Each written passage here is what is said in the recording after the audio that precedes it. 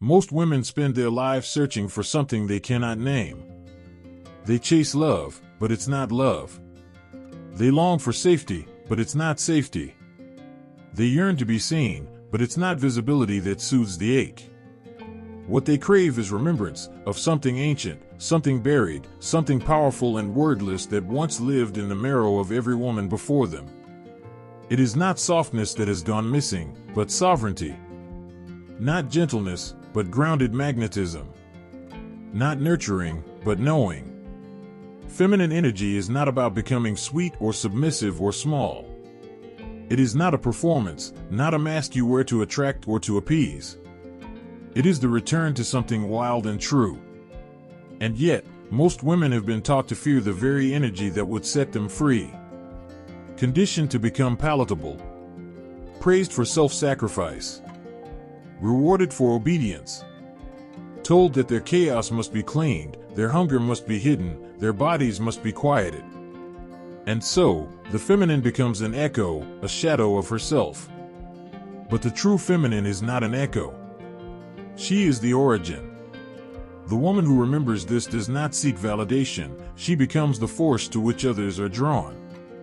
The man who meets her sees not just beauty, but a mirror of everything he has not yet claimed in himself.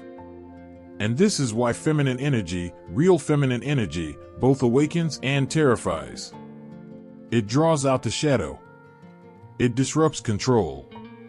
It calls forth the wildest parts of the masculine, not to tame him, but to challenge him to rise. If you have ever felt too much, too sensitive, too emotional, too intuitive, understand this: you were never too much. You were simply alive in a world addicted to numbness. You were awake in a society that rewards sleepwalking.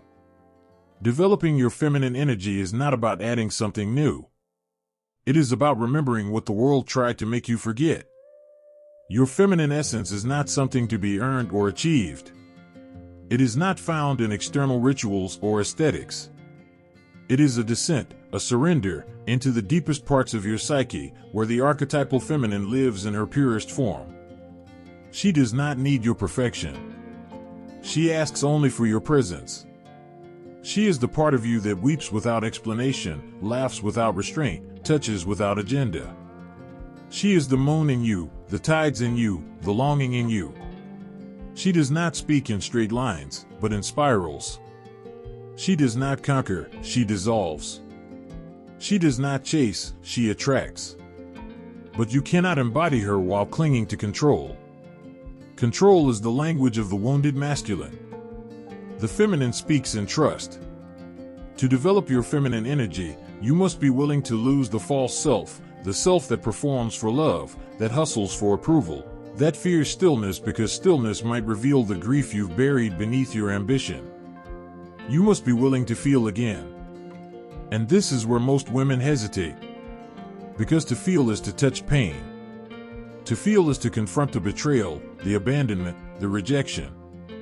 It is to meet the mother who could not hold you, the father who did not see you, the boy who adored your light but disappeared when you showed your shadow. But here is the paradox: only by feeling can you become whole. Carl Jung spoke of individuation, the journey toward the integrated self. Feminine energy, in its most embodied form, is the fruit of that journey. Not as a role, but as a return. Not as a reaction, but as a resurrection. You cannot fake it. You cannot force it. You can only become it, by dissolving into the parts of yourself you were told to avoid. Because the feminine is not the opposite of strength. She is the origin of it. Not the strength to dominate, but the strength to surrender. Not the power to win, but the power to wait. Not the will to fight, but the grace to feel everything and still remain open. And if you have ever collapsed in love, if you have ever chased, overgiven, overproven, it was never because you were weak. It was because you were taught that love must be earned. That you are more lovable when you give everything away. But love does not require your self-abandonment. It requires your self-return. The feminine is the part of you that whispers, even in heartbreak, come back. Come back to yourself. Come back to the place before they told you who to be. This energy does not rise through effort. It rises through devotion, not to another, but to your own inner temple, to the breath, to the body, to the stillness, to the chaos, to the mystery you carry. Because when a woman anchors into her feminine essence, she becomes a portal, not just to pleasure, but to transformation. And yet, stepping into this portal, this return to the feminine, is not gentle at first. It is a burning. To awaken the feminine is to set fire to every mask you wore to be loved. It is to unlearn the ways you silenced your truth to keep the peace. To grieve the girl who believed her softness had to be bartered for belonging. To see, with brutal honesty, how you betrayed yourself in pursuit of someone else's validation. This unraveling is sacred. It is the death before the rebirth. You may find yourself standing in front of a mirror, unable to recognize the woman staring back.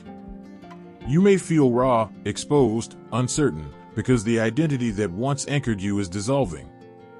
And in its place, something vaster begins to stir. The feminine is not a persona.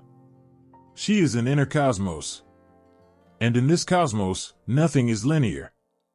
There is no checklist, no upward climb toward perfection.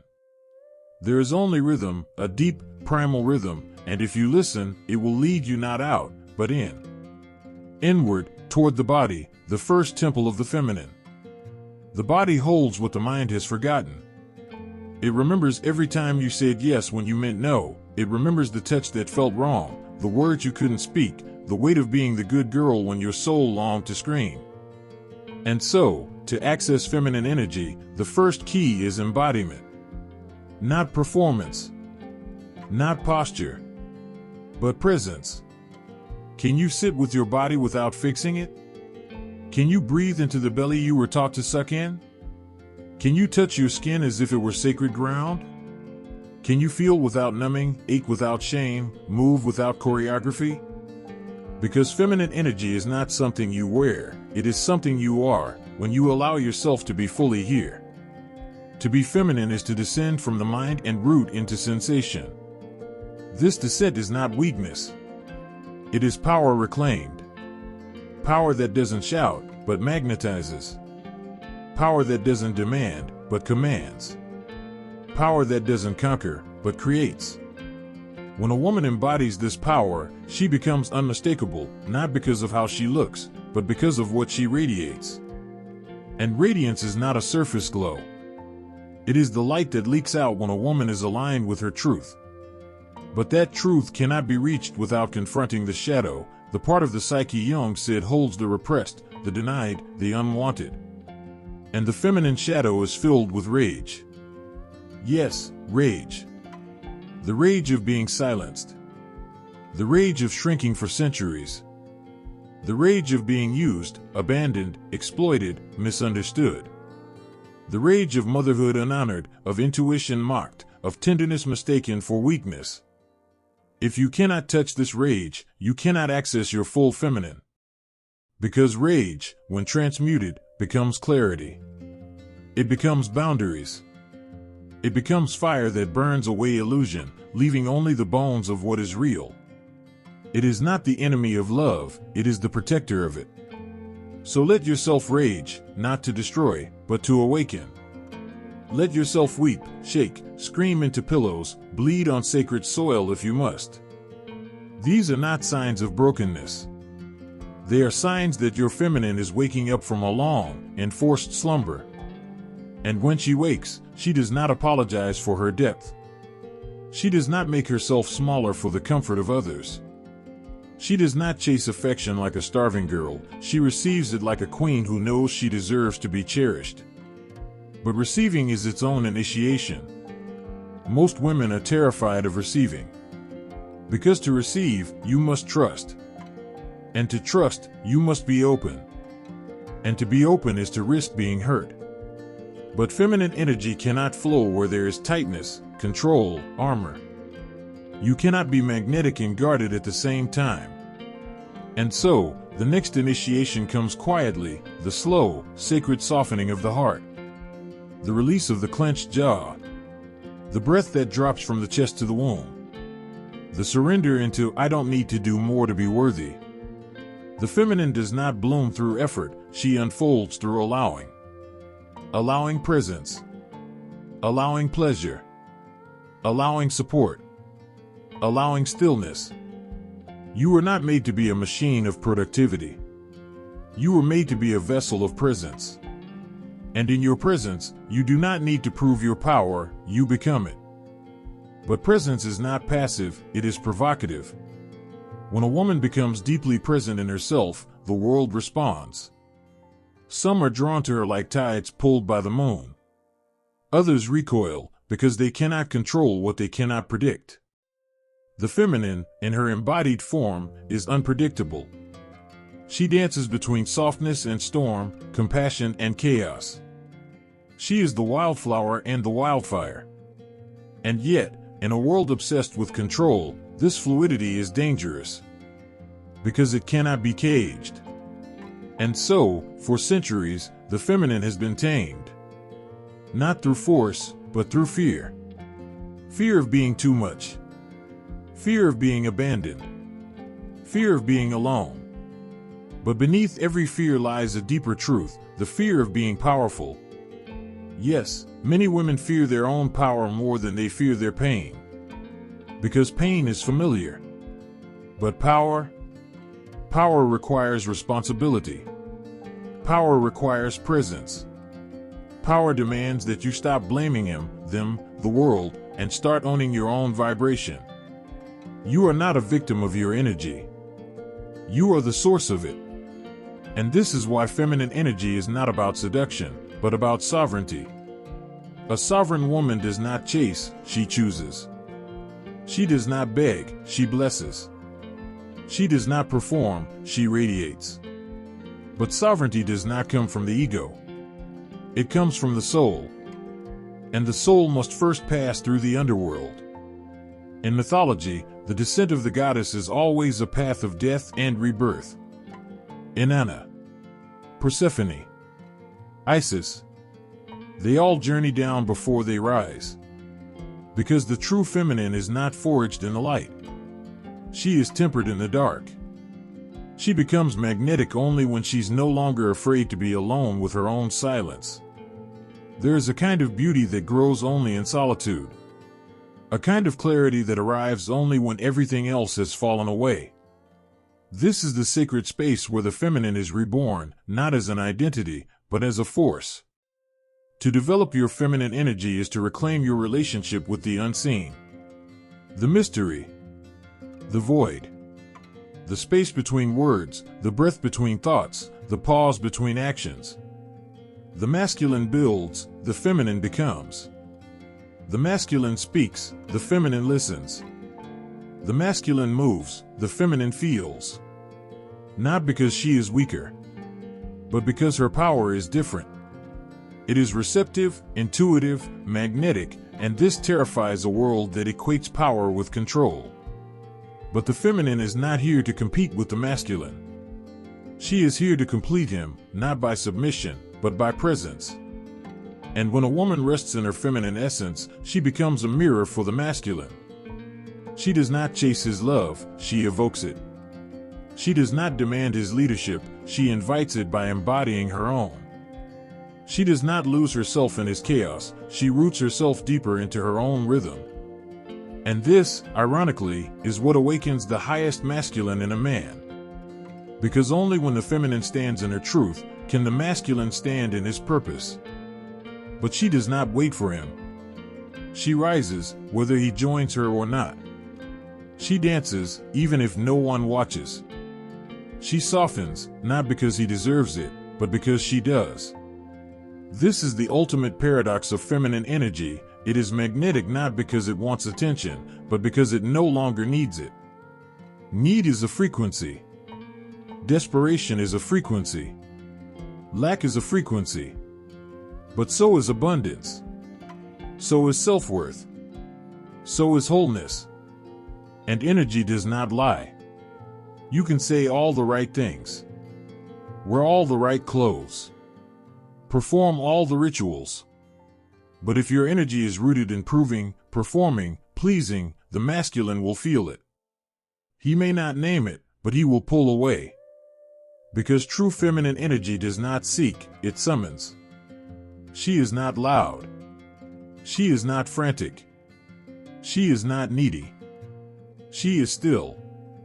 And in that stillness, the entire world rearranges itself around her. But to reach that stillness, you must release the parts of you addicted to chaos. You must make peace with the silence you once feared.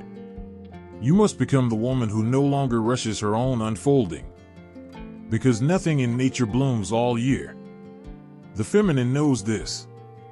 She is not ashamed of her seasons. She honors the winter of her soul, the bleeding, the resting, the emptying. She knows that in every ending, there is a hidden seed. And when that seed is watered, not by force, but by presence, it does not need permission to grow. It simply becomes. The feminine becomes when the woman no longer fears her own becoming. When she no longer apologizes for her intuition, her sensuality, her tears that arrive like sudden rain. When she no longer contorts herself to fit into a structure designed by fear, but instead walks barefoot into the temple of her own body, claiming it as sacred. She stops performing femininity as something external, a look, a behavior, a tactic. She begins living it as something internal, a current, a truth, a vibration. And here, she meets the most dangerous threshold of all, her desire. Not the sanitized, acceptable kind, but the wild, burning, holy ache that lives at the core of her soul. The desire that doesn't ask for permission. The one that cannot be explained, only followed. The feminine does not chase pleasure for approval, she embodies it as a state of being. She learns to want without shame, to hunger without guilt, to receive without justification. Because feminine energy is not ashamed of wanting. It understands that wanting is not weakness, it is creation in motion. The womb of the feminine is not just a physical organ, but an energetic gateway, a space where all things are birthed, ideas, art, intimacy, vision. And what happens when a woman reclaims her womb, physically, emotionally, symbolically? She becomes unshakable. Because the feminine is not only the lover, she is also the mother, the sorceress, the warrior, the queen. She holds multitudes. She is not confined to a role. She does not reduce herself to what makes others comfortable. She is cyclical, she is paradoxical, she is timeless. And in a world that demands linearity, she dares to move in spirals. She stops rushing healing. She stops making healing another performance of perfection. She begins to trust that the very emotions she was taught to avoid, grief, loneliness, rage, fear, are the exact portals through which she will meet herself. She understands now that she cannot think her way into her feminine. She must feel her way there. And so, she begins listening, not to the noise outside, but to the whispers within. She notices the tension in her belly when she says yes to something that violates her truth. She feels the ache in her chest when she betrays her own boundaries. She witnesses the way her energy contracts around people who drain her, deplete her, dismiss her. And instead of overriding, she honors. She no longer gaslights herself in the name of being nice. Because she knows, the feminine is not always soft. Sometimes she is fierce. Sometimes she is the storm that ends a lineage of silence. Sometimes she is the sword that severs the soul from its illusions. Sometimes she is the silence that refuses to explain. Because power without boundaries is martyrdom. And the feminine did not come here to be a martyr, she came here to be whole. To feel fully. To live truthfully. To love fearlessly. She lets the tears come, not as a breakdown, but as a baptism. She lets the longing rise, not as a deficit, but as a direction. She lets the desire lead her, not into recklessness, but into revelation. Because desire, for the feminine, is not selfish. It is sacred. It is the language of the soul saying, this is where life wants to flow through you next. She stops asking if she's too much. She stops wondering if she's worthy. She begins to walk differently, not because of who's watching, but because she finally sees herself. And this shift, this invisible crown that rests upon her head, cannot be bought, taught, or borrowed. It is earned through presence, through permission, through practice. She returns to the rituals that make her feel alive. The music that moves her hips without choreography. The candle she lights for no reason except to feel beauty flicker in the dark. The deep exhale she allows herself to take after years of holding it all together. She stops waiting for someone to notice her, because now she notices herself. She does not beg the masculine to meet her. She holds herself so deeply that only the masculine rooted in integrity can stand in her field. And she is willing to walk alone, not as punishment, but as power. Because the woman who has learned to be alone is the woman who cannot be manipulated. She is not waiting to be chosen. She has chosen herself, her path, her power. And in that choice, she no longer seeks love to fill a void. She allows love to be a reflection of her fullness. She knows that love is not about losing herself in another. It is about becoming so complete within herself that when love comes, it amplifies, never replaces, her truth. And in her truth, she is both the question and the answer. No longer spinning in the confusion of what do they want from me, she stands firmly in the clarity of what do I desire to embody. The performance drops. The noise quiets. The masks fall away one by one until only essence remains. There is a silence that comes with this return, not the silence of suppression, but the silence of sovereignty. She no longer fills space just to be heard. She no longer explains herself just to be understood. She no longer bends her light to fit into someone else's shadow. Because the woman who has found her feminine energy understands that love is not found by contorting. It is found by anchoring. By rooting herself so deeply in her being that she becomes immovable in her values, but infinitely fluid in her expression. And here, finally, she discovers the deeper layers of detachment. Not the icy kind. Not the guarded kind. But the warm, open, generous detachment that says, I do not need to hold anything tightly to know that I am whole. She can love without clinging. She can care without controlling. She can connect without collapsing. Because feminine energy in its highest form is not about domination or submission, it is about communion. A sacred dialogue between two whole beings who do not complete each other, but complement each other. She no longer fears being too much, because she has tasted the emptiness of being less than she is. She no longer asks for permission to rest, because she understands that her power requires restoration. She no longer offers her body in exchange for closeness, because her body is no longer a currency, it is a cathedral. And every man who steps into her world must first remove his shoes. Because the ground she walks on is holy. The way she speaks, slow, intentional, embodied, is a spell of remembrance. The way she holds eye contact, unwavering, luminous, is an invitation to return home. The way she says no, not with defensiveness, but with clarity, is a boundary laced in self-respect. And she is no longer afraid to lose anyone who cannot meet her there. Because the woman who has developed her feminine energy knows that loss is not always punishment, sometimes it is liberation. She trusts the seasons now. She understands that people come and go like tides. That not every connection is meant to last, and not every ending is a failure. She lets go with grace, because she no longer equates her worth with who stays. And now, she no longer waits to be chosen, she chooses. She chooses peace over chaos, depth over performance, silence over noise, stillness over proving, truth over comfort. And in that choosing, she becomes magnetic not because she's trying to be, but because she stopped trying at all. She has remembered that she is the prize, not in arrogance, but in awareness.